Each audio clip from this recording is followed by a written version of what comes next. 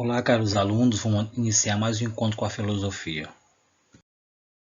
Então a gente vai agora, nesse momento a gente vai encerrar as escolas helenísticas e a arte de viver bem com essas duas últimas escolas. Então vimos primeiramente o cinismo, e o epicurismo, e agora a gente vai encerrar com o estoicismo e o ceticismo, ou seja, os céticos. A gente vai entender um pouco sobre as duas últimas escolas, o estoicismo e o ceticismo, fechando assim as escolas helenísticas, que se desenvolveram, na Macedônia, na Grécia, em 326 a.C. a 146 a.C. Então, tudo isso a gente vai entender um pouco sobre esse desenvolvimento dessas duas últimas escolas. Vimos a primeira, o cinismo, que foi uma escola que teve grandes personagens, principalmente Diógenes, que foi o maior representante dessa corrente do cinismo. Tivemos o epicurismo, que teve o Epicuro também, que levou muito a questão da filosofia, o desenvolvimento da escola de Jardim, que era conhecida, a escola do epicurismo, que era o filósofo Epicuro, que desenvolveu, as coisas baseadas nas crenças e nas questões da divindade, ou seja, ele sempre diz que vencer os medos da morte e os deuses sofrimento e dor. Então, a partir daí, o estoicismo, ele praticava esses tipos de padrões, na escola. Então, um grande representante da escola Epicuro, ele buscava entender, a questão dos prazeres, os prazeres que era prejudicial ao indivíduo e o prazer que era realmente necessário para que o indivíduo pudesse sobreviver.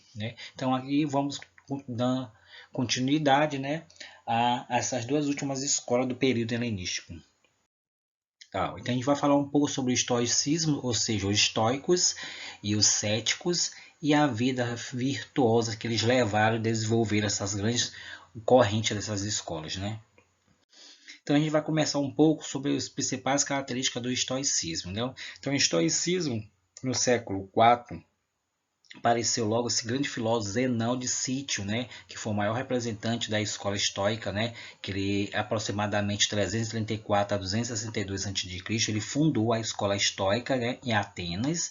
O nome da escola vem da palavra grega stol, que pratica, ou seja, significa pótico, pois os estoicos se reunia assim, na entrada dos prédios, dos grandes prédios, da cidade de Atenas, que lá eles chamavam de pótico por conta que eles eram livres, e começavam realmente a discutir as coisas, que eram necessárias para o desenvolvimento na Atenas, Eles também defendiam o logos, que significa a razão ou a inteligência do divino, que era o princípio de toda a existência, que estava realmente presente em todas as coisas.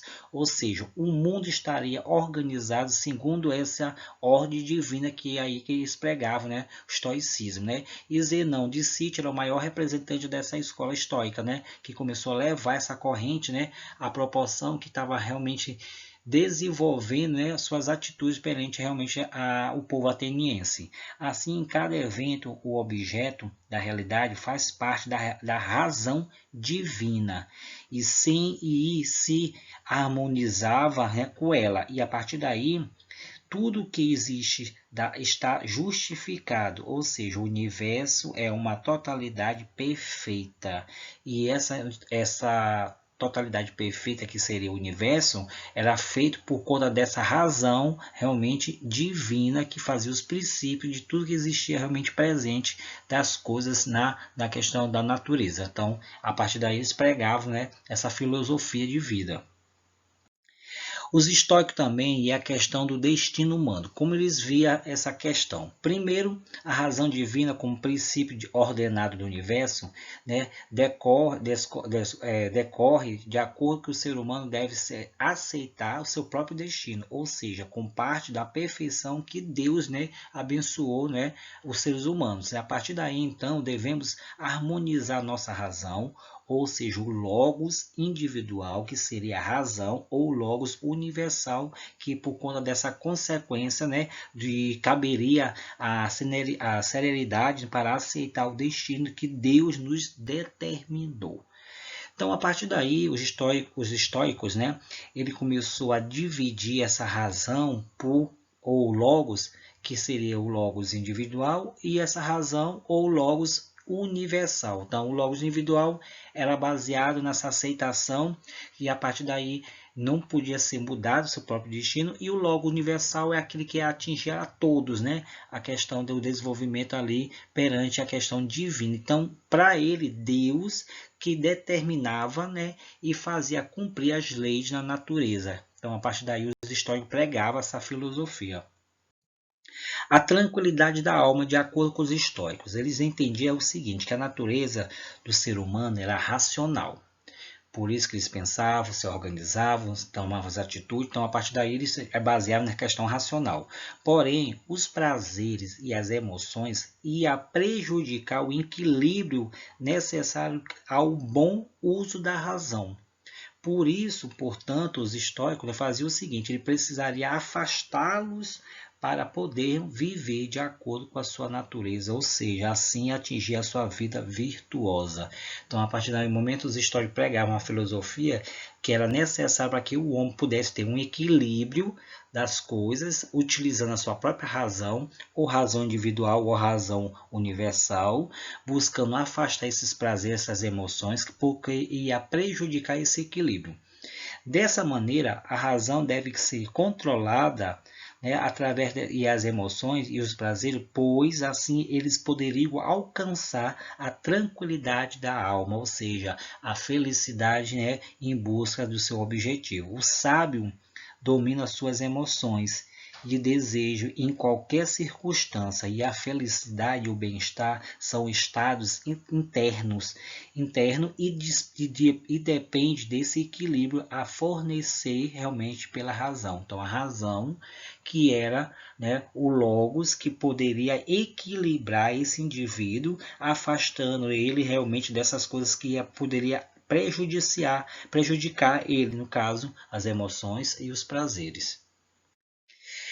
Já o ceticismo, né? Dúvida e investigação. Por quê? O ceticismo é uma corrente que se desenvolveu na Grécia a partir do século IV a.C. Os céticos argumentavam que não havia um critério confiável para descobrir a verdade. Ou seja, eles duvidavam da verdade absoluta. Se duvidavam porque eles requerem uma investigação mais profunda para que ele pudesse realmente encontrar essa tal verdade.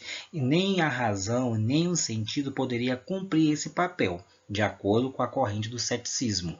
Acreditava que não ser possível chegar a uma conclusão certas e inquestionáveis sobre realmente o ser humano ou a natureza. Por quê? Mesmo assim que eles continuavam as suas investigações para aprimorar e compreender, ou seja, ter uma compreensão maior sobre a sua própria realidade, sempre ia ter dúvida da possibilidade de atingir esse verdadeiro conhecimento. Ou seja, os céticos propõem o seguinte, a suspensão do juízo, que seria, ou seja, não emitir opiniões definitivas, que seriam aquelas opiniões que poderiam realmente ser erradas. Por isso que eles não omitiam esse tipo de opiniões e nem desse tipo de argumento, concordando, sempre deixavam vago para ter uma possibilidade de investigar mais profundamente para saber que aquilo ali seria realmente verdade. O ceticismo também passou por distintas fases e teve diversos representantes. O mais conhecido foi Piro, aproximadamente 365 a 375 a.C., e o Sexto Epílico, nascido também no século II depois de Cristo. Então, esses dois filósofos que levou, né, o nome dessa corrente do ceticismo, e a partir daí eles começaram a pregar essa filosofia de não basear realmente numa verdade sem ter uma base investigativa. A partir daí eu deixei esse mapa conceitual falando um pouco, né, sobre a questão dos estoicismo, né, suas características, o que é realmente a sua fase, né, a proporção da fundação pelo próprio filósofo grego, né, Zenão, né, como falei para você de Sítio, que ele foi o maior representante dessa escola de estoicismo. Depois tem aqui também o que é o ceticismo, né, que é uma corrente de pensamento filosófico que defende a ideia da impossibilidade do conhecimento de qualquer verdade, ou seja, criado na Grécia Antiga por Pyrrhus de Elis, filósofo grego que pregava essa filosofia que rejeitava qualquer tipo de dogma, ou seja, afirmação considerada verdade sem uma comprovação. Hoje, a gente for pensar nisso, que ele já pregava nessa escola do ceticismo, tem uma certa coerência. Por quê? Hoje as pesquisas, hoje o pesquisador, antes de ele realmente colocar em pauta a sua pesquisa, ele tem de comprovar realmente aqueles fatos da pesquisa que vai ser realmente verdade. E para isso, para a pesquisa ser válida, tem que ser o quê?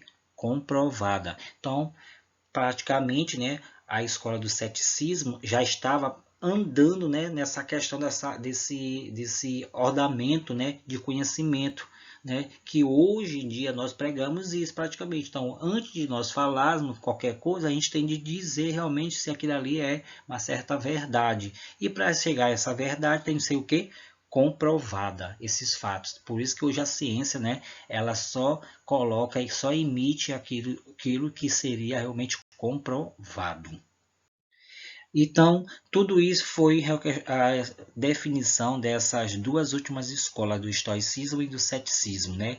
Fechando assim as 4 escolas do período helenístico, que foi um período muito bom da Grécia Antiga, que desenvolveu padrões culturais, desenvolveu a questão racional, desenvolveu a própria filosofia, né, que ela trouxe essa filosofia, uma filosofia investigativa baseada na razão, e a partir daí a razão prevalece, essa razão universal, ou essa razão individual, ou seja, o logos, né, em busca do conhecimento. E a partir daí, essas escolas começaram a desenvolver em base dessa filosofia, a base da razão. Então, fique com Deus, fica com essa grande palavra bem aí, sabedoria, que nós precisamos ter realmente sabedoria nesse grande momento, né, crucial. Então, até a próxima.